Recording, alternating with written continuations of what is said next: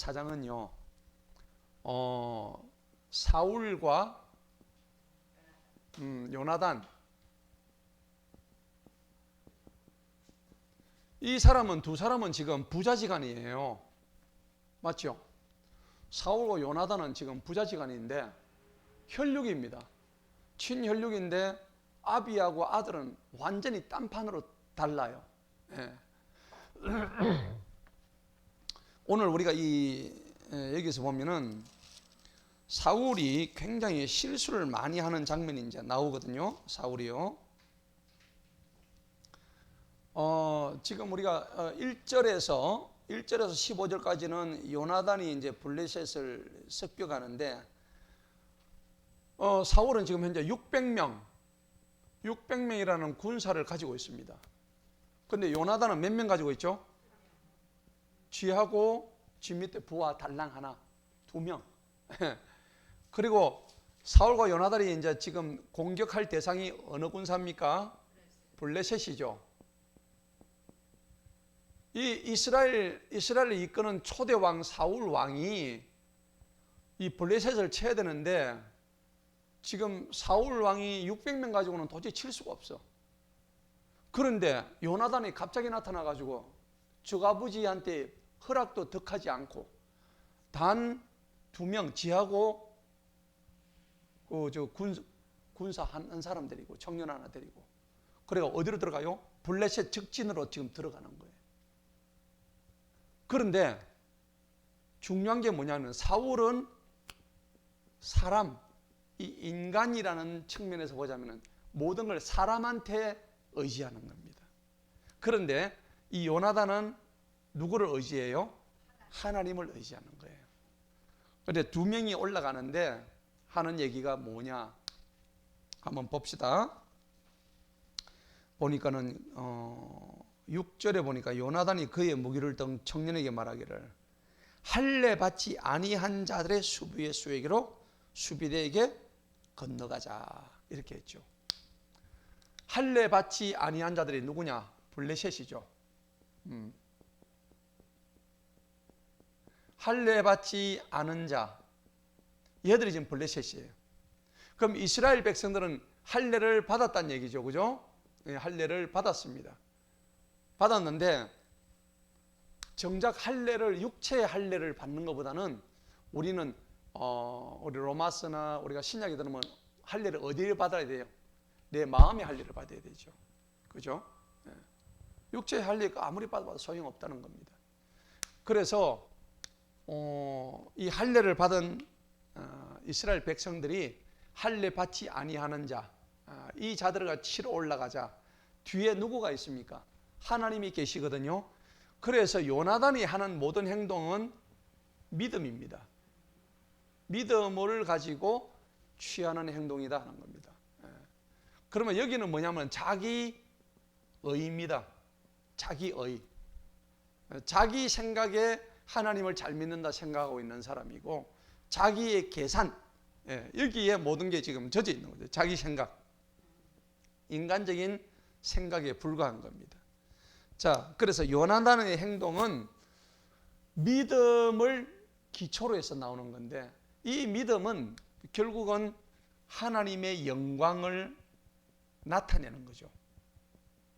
하나님의 영광을 위해서 요나단은 이런 선택을 할 수밖에 없는 거예요. 그런데 자기 아버지한테 말을 안 하고 지금 나왔다 했잖아요. 말을 했으면 자기 아버지가 허락을 했겠어요? 당연히 안 하죠. 사랑하는 아들이 지금 지가 무기를 들고 호롤단신으로 지금 여기 블레셋 이 진영으로 들어가려는데 누가 허락하겠어요? 자기 아들이 지금 들어가는 거 죽으러 가는 거 똑같은데. 그런데 요나단은 오늘 6절에서 뭐라고 했는가 봅시다. 요나단은 자, 할례 받지 아니한 자들의 수비대에게 건너가자. 주님께서 우리를 위하여 일하실까 하노라. 주님께서 우리를 위해서 일하시는 거예요. 그런데 조건이 있죠. 하나님이 우리에게 일하신다. 뭘 하신다고요? 일하십니다. 하나님께서 우리에게 일을 하시려고 그러면은 조건이 있어요. 어떤 조건이냐면 내가 하나님의 일을 해야 되는 거죠. 맞죠? 네. 자, 이거는 우리 세상 말로 하면 세상에 공짜 없죠?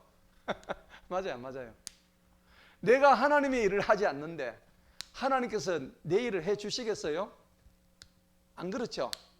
내가 가만히 있는데 아무것도 안 하는데 이 일을 한다는 것은 그거는 이치가 맞지 않는 거예요. 그래서 뭡니까? 하나님의 일은 내가 하나님의 일을 할 때는 하나님께서 그 일을 보시고 정말 감동이 왔다.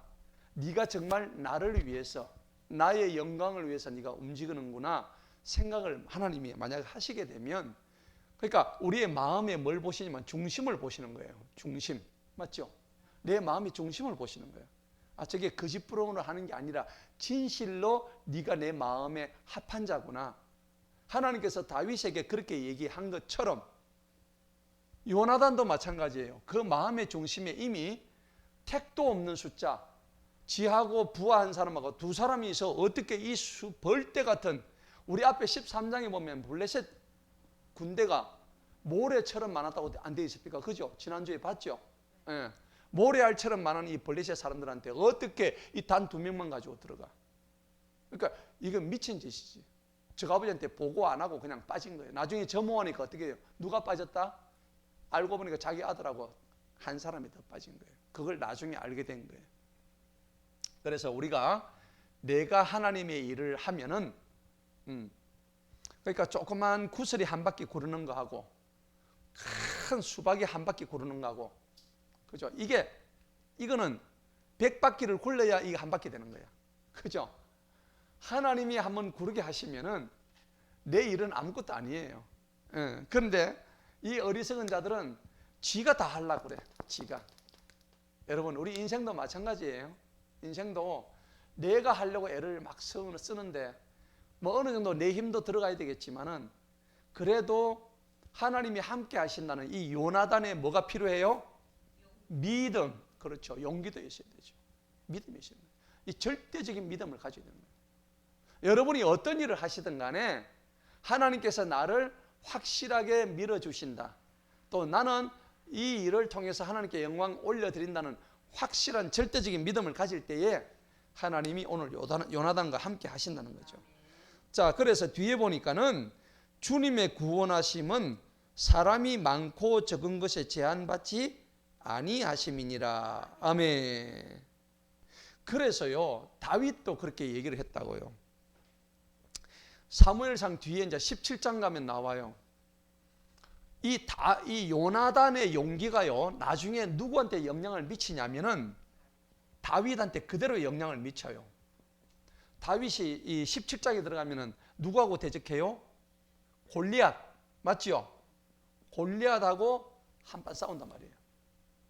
그러니까 골리앗 앞에 놓고 뭐라 하냐니까 사무엘상 17장에 보면은 전쟁은 여호와께 속했다. 맞죠? 그 얘기하고 있는 거예요. 감동적인 장면 뒤에 한번 봅시다. 사무엘상 17장 한번 볼까요? 17장 47절 한번 보세요.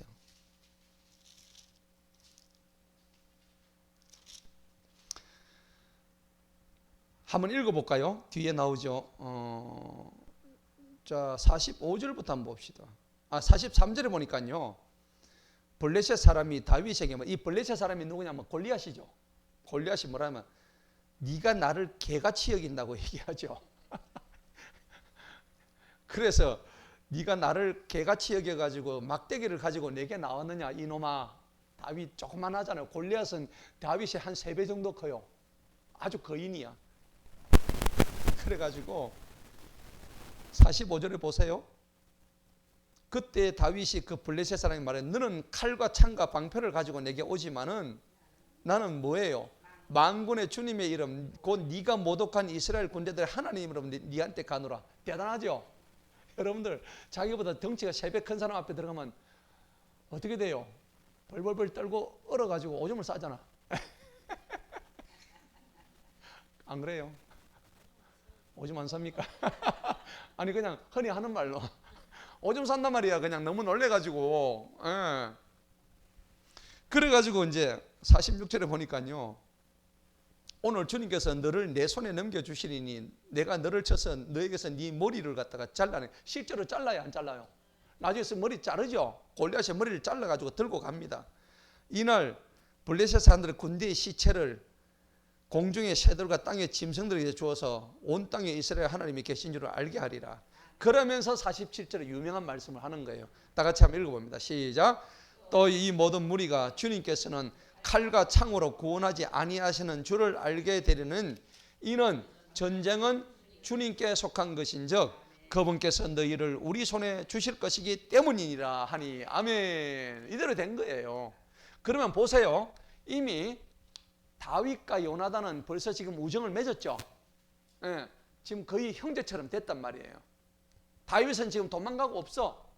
그랬는데 요나단이 벌써 단 2명 가지고 블레셋 군대 들어가가지고 지금 여기 가가지고 지금 대적을 했다는 얘기를 다윗이 들었어요, 안 들었어요? 들었단 말이에요. 야, 그런 거 보니까는 한 사람의 용기와 믿음이 그 전체 조직에 얼마나 큰 영향을 주는지. 맞죠?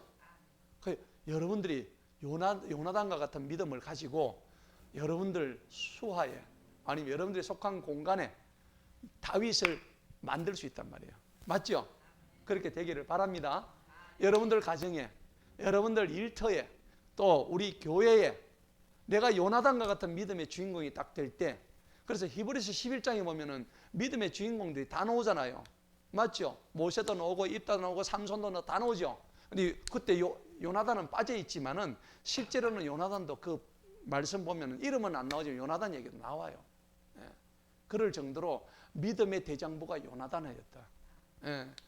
그러니까 이런 친구 밑에서 다윗이라는 이 용감한 친구가 나오는 거예요. 그런데 실제로 육체적인 걸 따져보면은 골리앗한테 게임이 안 돼요. 하나님이 함께 하시면 이거는 뭐 돌팔매 던지는데 와 하필이면 정수리 맞아요. 이건 뭐 언제 연습이나 해봤나 그죠? 던지니까 이게 돌멩이가 가다가 지 마음대로 가는 게 아니라 싹 방향을 틀어가 미사일처럼 가지고 정수리에 바로 꽂히는 거예요. 일이 되는 거예요. 모든 일들이 그런 거예요. 하나님이 하셨죠. 자, 그래서 오늘 용사 요나단의 믿음과 하나님의 동행하심. 자, 결국은 사울은 하나님께 버림받은 사람입니다. 버림받은. 이 버림받은 사람이지만은 이 요나단은 하나님에게 선택받은 자. 그런 장면들이 오늘 군데군데 나와요. 군데군데 이제 나오게 되어 있습니다. 자, 그런데 이제 7절, 8절 보니까요. 이제 그 부하가 그래요. 당신 원하는 대로 하세요. 난 따라가겠습니다. 그리고 아까 얘기했죠. 10절에 보니까는 우리가 올라가는데 그들이 우리한테 올라오라고 얘기하면은 이거는 하나님이 우리한테 승리를 주시는 거야 하고 얘기하는 장면이죠. 그러니까 이거는 뭐냐 그러니까 이것이 우리에게 표적이 된다고 10절에 나오죠. 그러니까 하나님의 일하심을 바라는 절대적인 믿음을 의미하는 거예요. 우리도 일을 할 때에 이런 절대적인 믿음이 필요한 것입니다. 아멘. 예. 그러니까 이 믿음의 눈은 말이에요. 믿음의 눈은 똑같은 일을 보고도 사울은 보지 못하는데 요나단은 보고 있단 말이에요. 맞죠? 예. 그래서 믿음의 눈이란 것은 뭡니까? 하나님을 절대 신뢰하는 그런 뜻을 얘기하는 거죠. 절대적으로 신뢰하면 하나님이 우리를 절대적으로 응원해 주시고 밀어주시는 겁니다. 그렇죠? 그럼 언제 그럴까요? 때가 차면 그런 거예요. 그럼 요나단은 언제 그런 일들을 바라보게 되느냐면은 자기가 가겠다는 결심을 하는 거예요. 맞죠? 자기 아버지 수아를 떠나서 내가 블레셋 진영으로 가리라 생각하고 자기 수아에 단 한 사람만 딱 데리고 옵니다. 그때까지만 하더라도 이게 하나님이 이기게 하실지 아니면 무모한 개죽음이 될지 자기도 모르는 거예요. 그런데 절대적인 믿음을 가지고 그렇게 나아가니까 하나님께서 이 요나단을 통해서 이런 놀라운 일들을 행해 주시는 거예요. 그리고 사인을 주시는 거예요. 올라가면서 이제 기도하는 거예요. 요나단이 하는 거는 기도밖에 없어. 올라가면서 하나님, 이거 올라갈까요 말까요? 그러니까 하나님께서 그 순간에 대답해 주시면, 네가 저쪽에서 올라오라고 하면은 내가 너와 함께하리라. 분명히 귀에 들렸을 거예요. 그죠? 그것은 여기 안 나와 있지만 그게 들었으니까. 그래서 요나단은 어떻게 해요? 저쪽에서 올라오라면은 얘야, 이건 하나님이 함께 하시는 거야 라고 자신 있게 얘기해 주는 거예요. 그러니까 우리도 신앙생활 하면서 이 정도의 자신감이 있는 어떤 그런 게 있어야 된다는 거죠. 예. 근데 내가 자신감이 없는데 내가 주변 사람들 누가 그렇게 얘기를 해줄 수 있겠어요? 그죠? 안 되죠. 자, 그래서 11절 보니까는 그들 두 사람이 블레셋 사람 수비대에 자기들을 이제 드러냈습니다. 그래서 다 올라갔죠. 올라가니까는 뭐 모든 것이 다 이제 준비가 돼 있죠. 13절 보세요. 요나단이 그의 손과 발로 기어 올라가니 그의 무기던 자도 그를 따라가 그들이 요나단 앞에 막 그냥 우죽순처럼 막 쓰러집니다. 예. 야, 그래서 요나단과 그의 무기던 자가 처음으로 죽인 자가 한 20명, 예. 그 땅에서 한 20명 죽여버렸습니다. 그런데 이제 더 큰 일이 벌어졌죠. 15절에 이제 나오죠. 이때에 들판에 있는 군대와 온 백성 가운데 떠는 일이 있었답니다. 하나님이 떨게 하셨어요. 뭐 2명 가지고 뭘 떨겠습니까? 저가 군사가 훨씬 더 많은데. 그런데 이거는 초자연적인 하나님의 신비의 놀라운 일들이 벌어지고 있는 거죠. 하나님이 떨게 만들어 버렸어요. 약탈자도 떨었고 드디어 땅도 진동했다. 땅이 진동하는 것은 뭐예요? 지진이죠. 그 지역에 막 지진을 갖다 막 흔들어 본 거예요. 여러분 지진 날 때 한번 써보셨어요? 저도 안 써봤어요. 같이 살고 있으니까. 그런데 언젠가 한번 진도 한 3가 언젠가 하여튼 몇십 년 전에 그때는 그 한번 좀 흔들리는 적이 있었거든요. 그때는 제가 한번 경험했어요. 그런데 진도 한 6, 7 정도 되면요 사람이 불안해서 못 서 있는데요. 흔들흔들 해가지고 그러면 이 혼이 그냥 이 정신이 혼미해진대요. 어디로 갈지도 몰라가지고 지금 이런 상황이거든요. 자, 그래서 그것은 참으로 큰 떨림이었더라. 그래서 16절에 보니까는 무리가 흩어지고 서로 치고받는다.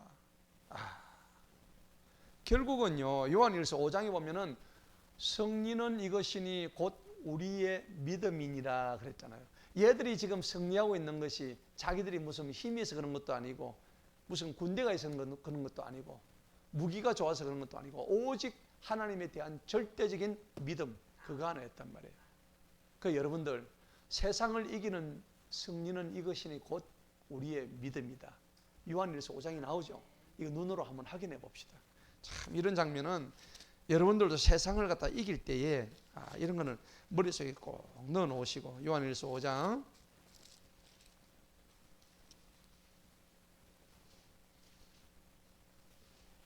그러니까 하나님으로부터 난 자는 무조건 세상을 이기게 되어 있습니다. 성경이 증언해 주고 있어요. 요한일서 5장 4절 한번 보십시다. 너무 좋은 말씀이죠. 5장 4절 다 같이 한번 읽어봅니다. 시작. 이는 무엇이든지 하나님께로부터 난 것은 세상을 뭐한다고? 이긴대요. 세상을 이긴대요. 하나님께로 난 것은 무조건 세상을 이긴대요. 자, 그 다음 읽어봅니다. 시작. 세상을 이기는 승리는 이것이니 곧 우리의 뭐라고요?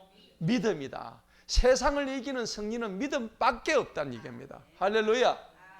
그러면 요나단의 절대적인 믿음으로 승리한 거지 지가 잘나서 승리한 게 아니란 말이에요.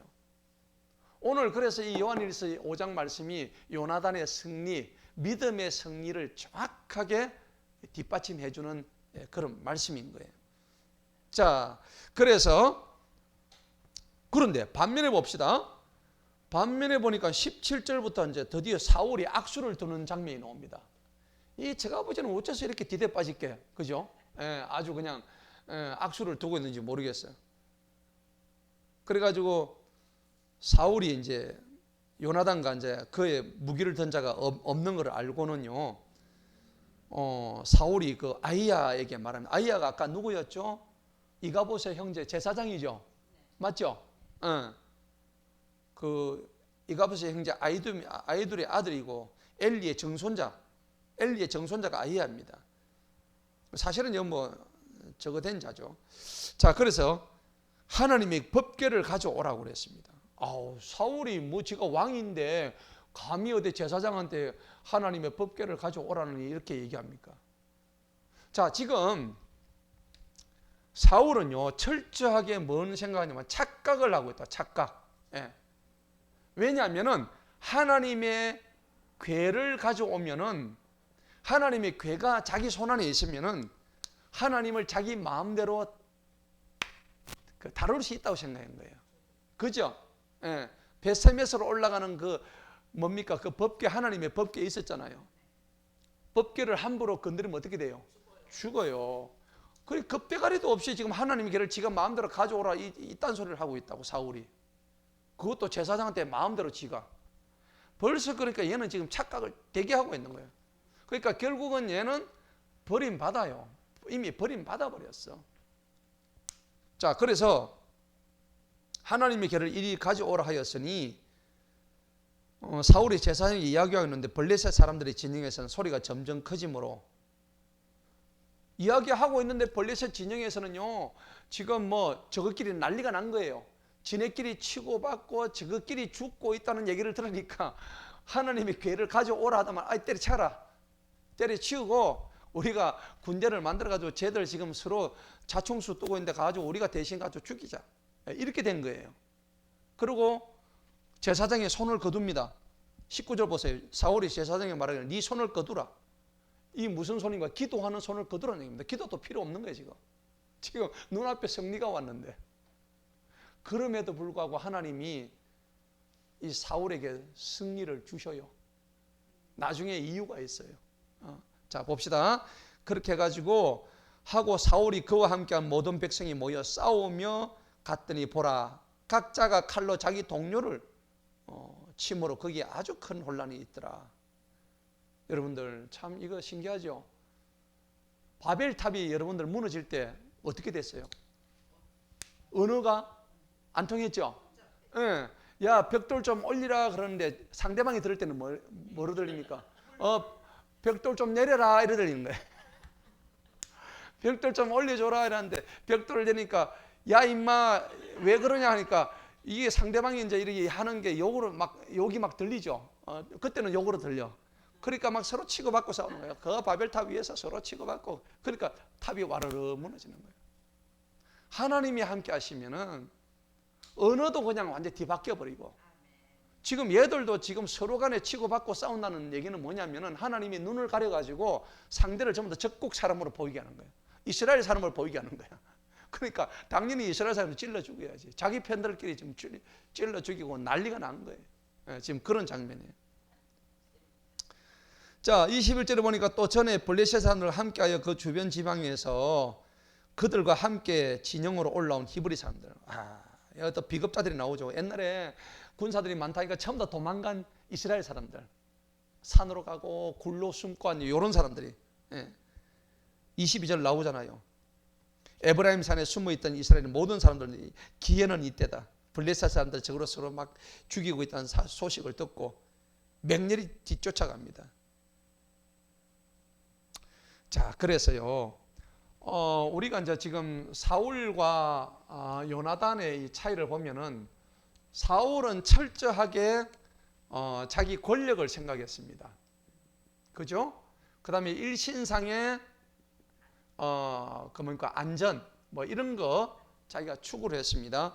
그래가지고 이제 우리가 보면은 권력이나 또 그 다음에 아니면은 인간적인 감정, 이걸 더 중요시했단 말이에요.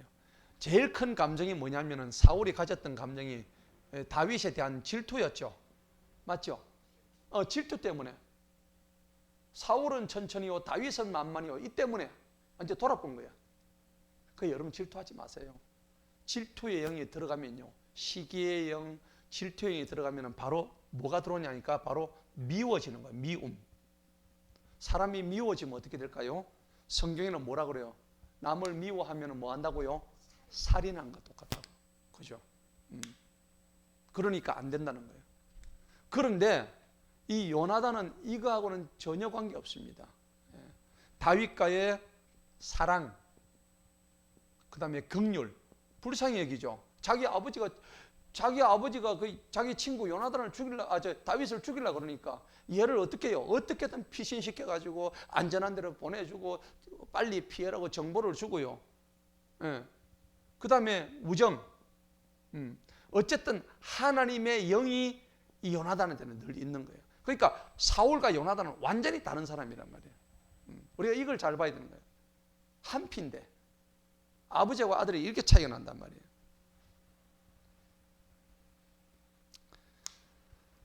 자, 그리고 이제 사울은요, 또 헛된 종교심을 가지고 있었어요. 지가 뭘 이렇게 하나님이 궤를 만지고 또 그 다음에 제사장을 마음대로 이렇게 하면은 뭐가 잘 될 거로 생각해요. 이게 자기 종교, 신앙심이 아니죠. 그러니까 얘는 종교심. 우리가 신앙생활을 할 때도 보면 종교심이 큰 사람이 있죠. 이 종교심은 가지고는 신앙생활을 하는 게 아니죠. 이 요나단은 신앙심을 가지고 있죠. 신앙심하고 종교심하고는 완전히 다릅니다. 예. 그 바울이 아덴 사람들 보기엔 그랬잖아요. 너희들 참 종교심이 많구나 그랬잖아요. 맞죠? 예, 그랬단 말이에요. 아덴의 사람들은 워낙에 종교를 많이 했다. 그럼 우리가 전도 나가봐도 전부 다 종교는 다 믿고 있어. 종교심 많은 게 중요한 게 아니라 하나님을 믿는 게 중요하단 말이에요. 예. 자, 그래서 이제 뭐 드디어 그 사람들 다 죽여버립니다. 어쨌든 요나단이 있었기 때문에 다윗의 왕국이 세워진다는 사실입니다. 맞아요, 맞아요. 요나단 때문에 다윗 왕이 세워지는 거예요. 요나단이 피신 안 시켜줬고 요나단이 그를 갖다가 숨겨주지 아니했더라면은 다윗 왕국은 세워질 수가 없다고. 그러니까는 어떻게 보면 우리가 구속 사적인 입장에서 보냐면은 요나단은 예수 그리스도의 형상을 가지고 있는 거예요. 예표하는 거죠. 자기 자신의 헌신을 통해서. 나중에 자기 아버지 사울하고 요나단하고 같이 죽어요. 그죠? 블레셋에 의해서. 예, 같이 죽지만은 그 죽음, 사울의 죽음과 요나단의 죽음은 완전히 다릅니다. 차원이. 예, 완전히 달라요. 예수님도 결국은 죽잖아요. 그죠? 예. 사울은 죽었는데 자기 의 때문에 죽고 요나단이 죽은 것은 하나님의 의를 위해서 죽은 겁니다. 맞죠? 예수님도 똑같아요. 예수님도 하나님의 의를 위해서 죽은 거예요. 누구를 구원하기 위해서? 우리 모두를 구원하시기 위해서. 예. 그러니까 요나단도 마찬가지. 하나님께서 인정하신 다윗 왕국을 구원하기 위해서 자기 자신이 그렇게 죽어갔다는 거죠. 예. 그것을 우리가 봐야 되는 거예요. 자, 24절부터는요, 뭐가 지금 문제가 되느냐니까 사울이 또 실수를 합니다. 비상식적인 맹세를 하는 거죠. 전쟁 나가는 사람들 밥도 먹지 말라 금식 명령을 내립니다. 맞죠? 왜 금식 명령을 내릴까요? 자, 우리가 이런 거 보면요, 아까 얘기한 헛된 종교심을 가지고 있는 거예요. 예를 들어서 내가 어떤 일을 할 때에 하나님께서 전부 자기 생각이에요. 오늘은 우리가 밥 먹지 말아야 한다. 그러면서 아주 신령한 척 하면서 성도들을 갖다가 막 미혹시키는 거예요. 그러면 그게 진짜인 줄 알고 전부 다 금식을 다 해. 근데 배는 어떻게 해요? 영적으로 안 오면 배가 엄청 그거는 고픈 거예요. 예. 근데 지금 이런 장면이죠. 전쟁을 나갔는데 밥을 먹여가지고 보내야 되는데 밥도 안 먹고 금식을 하라고 그러니까. 그래서 자기의죠. 헛된 종교심이죠. 예. 이거는 아니죠. 그래가지고 하나님의 마음을 갖다가 뭔가 움직여 보려고 하는, 하나님을 이용해 먹으려고 하는 나쁜 거죠. 예. 일종의 하나님과 거래하는 행동입니다. 자기 공명을 위해서. 근데 꿀이 있는데 요나단이 그걸 갖다가 저 아버지 한 거를 못 들었죠. 그래서 그 꿀을 먹으니까 자기 눈이 어떻게 돼요? 확 밝아진 거예요. 여러분 배고플 때 꿀 한 입 되면 어떻게 돼요? 눈 밝아지죠. 설탕물 한 그릇만 먹어도 한 잔만 먹어도 눈이 밝아지잖아요. 딱 지금 이 모습이에요. 그런데 누가 고해 바칩니다. 당신의 아들이 당신이 명령한 걸 어겼습니다. 빨리 처단하시오 뭐 이래 됐겠죠, 그죠? 예, 그래가지고 그때 요나단이 말하기를 29절에 내 아버지가 땅을 괴롭혔다. 그러면서 이제 쫙 하는데 30절에 요나단은요, 제가 아버지가 그렇게 금식 명령을 내는 걸 이해를 못합니다. 맞아요, 맞아요. 30절 보세요. 아니, 약탈물을 뺏은 약탈을 마음껏 먹었더라면 얼마나 훨씬 더 많이 블레셋 사람들을 갖다 살려고 하지 않았겠느냐, 그죠? 예. 요나단이 지금 정확하게 얘기하는 거죠, 아버지한테. 예. 그들이 그날 믹마스로 아야로니까지 블레셋 사람들 쳤음으로 백성이 심히 기진하였더라. 그리고는 양과 소와 송아지를 취해서 땅 위에 잡아서 피와 함께 먹었더라. 피와 함께 먹었는데 그걸 또 너희가 죄를 지었다고 사울이 또 그 잘못을 갖다 지가 잘못해놓고 백성들한테 막 돌립니다. 예. 그게 굉장히 비겁하죠.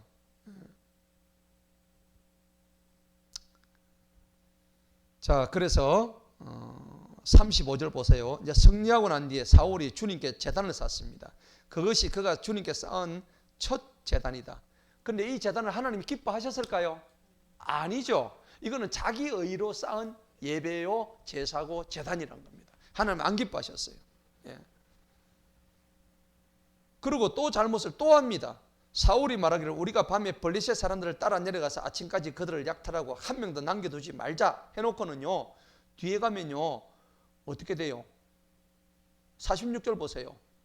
금방 또 말을 바꿔요. 그때 사울이 블레셋 사람들을 뒤쫓는 것을 그만두고 올라가 버린 거예요. 그냥 그만두고 자기가 했던 말을 또 번복을 합니다.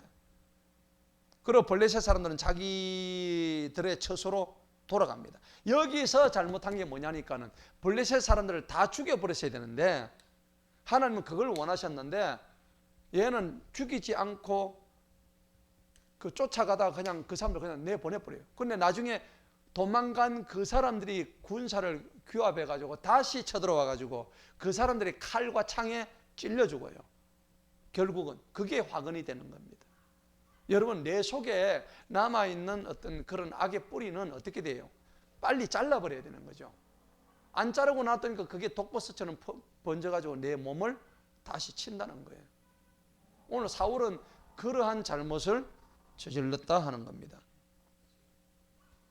그리고요, 지가 그렇게 잘못을 해놓고 37절 보세요. 내가 블레셋 사람 따라가야 됩니까? 하고 안 그러면 그들을 넘겨주시겠습니까? 물으니까 주님은 그날 응답조차도 안 하신 거예요. 맞죠?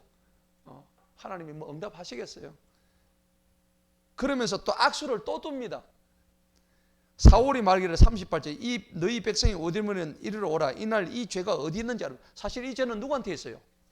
지한테 있는 건데 이 죄를 갖다가 결국은 저 아들 요나단한테 결국은 돌아가게 만듭니다. 참 아비가 돼가지고 그죠? 하는 짓이라고는 그죠? 참 답답하죠. 어리석음에 어리석음을 더하는 무지한 사울입니다. 자신에게 이 죄 있음을 갖다가 자기 자신이 회개해야 되는데 이걸 제비 뽑기까지 하는 거야. 참 어리석은 일이죠, 그죠? 41절 보세요. 제비를 뽑으니까 사울과 요나단이 뽑히고 백성은 면하였더라. 그리고 사울과 요나단 중에서 누가 훔쳐먹었는가 딱 하니까는 누가 뽑혀요? 요나단이 뽑힌 거예요. 하나님이 이 정도까지 나왔으면은 이때라도 깨닫고 회개를 했어야 돼. 맞죠? 하나님이 이 정도까지 지금 인터벌을 길게 두시는 거야. 이렇게 하신 이유는 뭐냐면은 회개할 기회를 주시기 위해서. 근데 사울은 끝까지 회개를 하지 않죠. 43절에 보니까 사울이 요나단한테 말합니다. 네가 행한 일을 알리라 하니까 막대기 끝으로 꿀을 조금 맛보았습니다. 그러니까 44절을 보세요. 요나단아 네가 반드시 죽을 것이라. 그 꿀 좀 먹었다고 애비가 돼가 하는 소리가 참 한심하죠. 하기는 왕으로서 백성들한테 이 말을 했으니까 한 말 자체도 잘못된 거고, 백성들한테 그 전쟁 나가는 백성들의 금식 명령 내리는 왕이 어디 있나요? 그죠? 아주 그냥 이게 지금 악수를 두고 있는 사울입니다. 자, 그래서 백성들이 이제 그런데 하나님이 요나단을 죽이실까요? 안 죽이죠. 백성들의 입을 통해서 사울의 그 말을 갖다 속 들어가게 만듭니다. 45절 보세요. 그가 이날 하나님과 함께 일했기 때문이라 하고 요나단을 구출하므로 그가 죽지 아니합니다. 그러고는 사울이 블레셋한테 뒤쫓는 것을 그만두고, 요것도 지금 잘못된, 결국은 지 눈을 지가 찌르는 그러한 결과를 가집니다. 그래 놓고 47절에 보니까 사울이 이스라엘 왕국을 차지하고 사방에 있는 그의 모든 원수들 모압, 암몬, 에돔, 소바, 블레셋 사람들을 쳤으며 그가 돌이키는 곳마다 그들을 괴롭게 하였더라. 이거는 지금 하나님이 사울로 하여금 이기게 해주신 거죠. 이기게 하신 이유가 뭐라고요? 결국은 회개할 기회를 주시기 위해서란 겁니다. 사울이 이뻐서 그런 게 아니에요. 사울은 어떻게 했냐니까요, 계속적으로 사람을 의지하는 마음을, 맨 마지막 절을 보세요. 거기 맨 마지막 절 52절을 보면 하나님을 의지하는 게 아니고 끝까지 사람만 의지하는 장면이 나옵니다. 한번 읽어봅니다. 시작. 52절 시작. 사울의 모든 날들에 블레셋 사람들과 큰 싸움이 있었으므로 사울이 강한 사람이나勇敢한 사람을 보면 그를 자기에게로 데려왔더라. 주여. 사울은 인간적인 사람이죠. 강한 사람, 용사만 자기한테 데려온 거예요. 근데 그 용사들에 의해서 결국은 나중에 거꾸로 자기가 죽는 결과를 가집니다. 만약에 요나단 같았으면은 강한 용사를 데리고 간 게 아니라 약하지만은 하나님을 잘 믿는 사람을 데리고 왔을 거예요. 그죠? 예. 다윗도 마찬가지예요. 근데 사울은 정반대의 사람이었다는 걸 알 수가 있습니다. 오늘 우리가 사무엘상 14장을 보면서 가장 핵심 구절은 오늘 6절입니다. 제가 말씀드렸죠. 6절에 보니까는 주님의 구원하심은 사람이 많고 적은 것에 제한받지 아니하신다 하는 것이죠. 그래서 고린도서 1장 25절에 보면 하나님의 어리석음이 사람의 지혜보다 더 높고 하나님의 연약하심이 사람의 강하심보다 더 크다고 얘기했습니다. 그러니까 사람이 아무리 똑똑하고 하더라도 하나님하고는 비교할 수 없다 하는 것을 오늘 말씀하고 있는 거예요. 그리고 아무리 군대가 크다고 할지라도 우리에게는 이미 승리가 보장되어 있어요. 우리에게는 구원이 보장되어 있다고 믿습니까? 지금 내 형편이 어렵고 내가 앞이 보이지 않고 내가 지금 여러 가지 막 힘들고 할지라도 하나님을 전적으로 신뢰하게 되면 하나님은 우리 앞길을 인도하셔요. 그래서 여러분들이 지금 내 앞에 있는 남들한테 말하지 못하는 힘듦과 어려움이 있다 할지라도 주님만 바라보시기 바랍니다. 그래서 저는 오늘 요나단의 믿음이 회개하지 않는 자기 아버지 사울에게 많은 교훈을 줬음에도 불구하고 회개하기가 이렇게 어려운 거예요. 너무 회개가 어려운 거예요. 회개가. 그 여러분들 한번 회개의 선을 넘게 되면은 회개가 안 돼요. 여러분 이런 경험을 해보셨나요? 회개가 안 되는 거. 마음에 양심에 화인을 맞아버려가지고 그런데 자기가 회개가 안 될 정도의 지경까지 가면 어떤 뭘 해도 눈에 보이질 않는데요. 오늘 사울 똑같은 거예요. 사울도 회개를 하지 못했기 때문에 결국은 나중에 뒷장에 가면은 죽어요. 그 자기가 끝까지 자기 스스로 칼로 찔러가 자기가 죽는 거예요. 안타까운 일이죠. 그리고 사울은요 뒤에 가면은 제사장을 갖다가 85명이나 죽여요. 노베 제사장 85명을 죽여버려요. 그리고 이 사울은 또 신접한 여인을 막 찾아가는 장면이 나옵니다. 그죠?